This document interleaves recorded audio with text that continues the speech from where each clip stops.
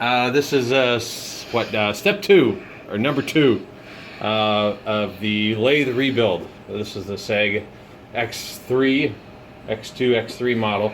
I've already painted the bed and the headstock, and the next step is to go ahead and paint the tailstock. What I'd like to do is show you some differences between a couple different models. I have another one, Central Machinery. This was purchased from Harbor Freight, and this is the tailstock off of the Harbor Freight one, and this is the tailstock off of this is a Speedway, and I think it's older. I don't know if anybody wants to post in the comments. They can help. You can see I've already did one upgrade on the older, or my original one, and I just put the spring.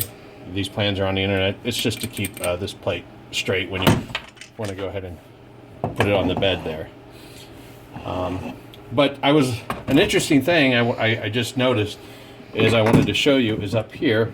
Of course, the Speedway has the brass cup there, or the oil cup for filling oil.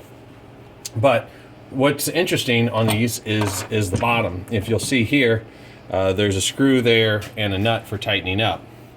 Now let me show you the difference on the Speedway one. The Speedway one does not have the nut, but it's still pretty tight in there. You know, there's not slop.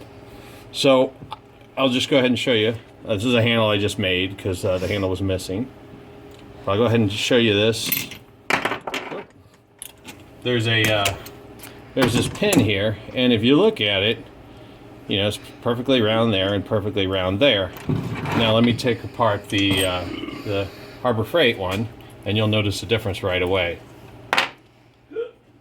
As you can see, there's a taper in this one, right on the corner. So, the way these guys work, the difference is, let me go ahead and wind this out. And this is the ram, or the center holder. It's got the M2 taper on it. Let me go ahead and pull this out. These are both the same on both of these. It has this keyway slot in it.